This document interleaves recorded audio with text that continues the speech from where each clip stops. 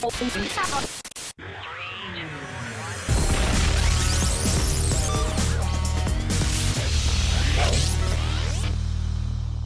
everybody, Dave Lerner, Venture Studio, welcome. We're here with the co-founder of Birchbox, Katia Beecham. For those of you who haven't seen it, this is what a Birchbox looks like.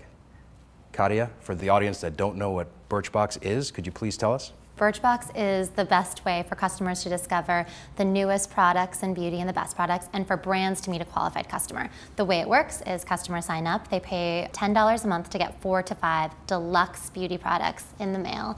Then they go online to learn more about the products, watching videos, reading editorial, and they can purchase everything full size at birchbox.com.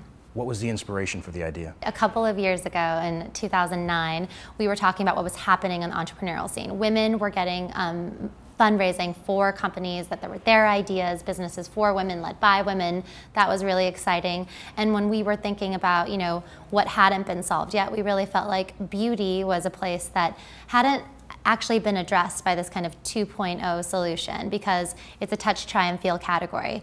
And Haley, my business partner, had a best friend who was a beauty editor. So she was the real life inspiration that every woman would want, a best friend who took all that clutter and curated it down to a bite-sized way to understand these products. And was it through that process that you came up with the concept of actually delivering it to people's doors? Exactly. So the pain points that we saw were that customers needed to touch, try, and smell these products, but also that there was just so much. And just the paradox of choice was leaving customers kind of walking into a store and then turning around and leaving.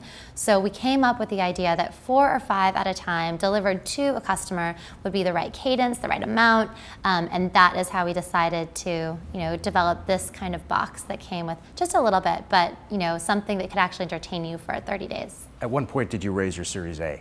So we raised our Series A this past summer, closed in August. What funds were involved in that? The same funds as were involved in our seed. Excel was the lead in this round. First round was still very much part of it, and then we had our syndicate of angels. Okay, so you found great partners that you had time to get to know, correct? Yes, we had time to get to know them. We met a lot of different potential investors. There are so many.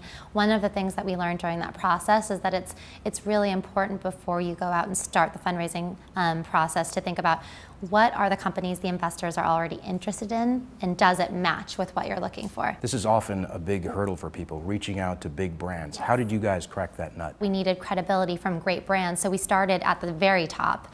Cold emailed, said we had a great idea, but we wanted their feedback.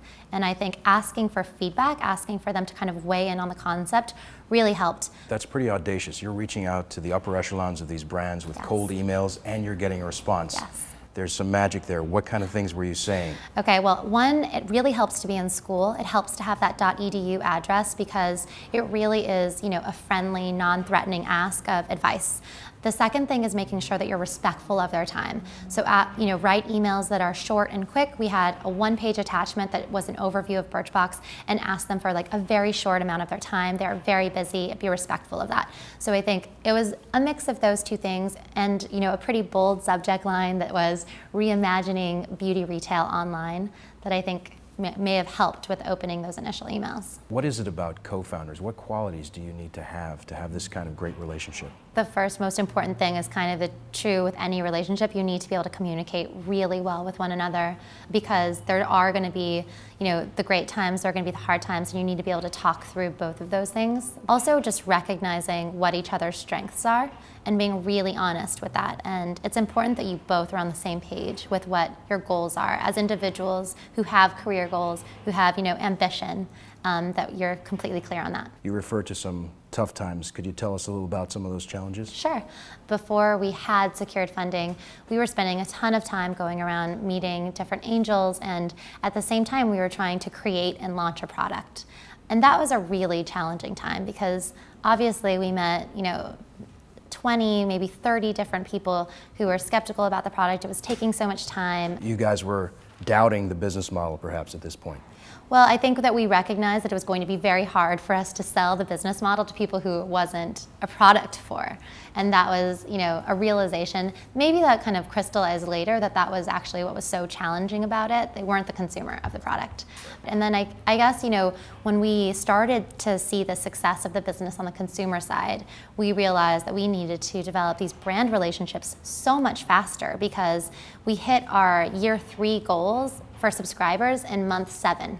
So we had to completely switch, our thinking about, how big this business would be and how much supply we would need to achieve that. I mean, how tough has scaling this rapidly been in terms of hiring and everything else? You don't think about this right away, that success is actually can be very stressful, but it definitely is, because like you said, you have to hire so much more quickly than you thought.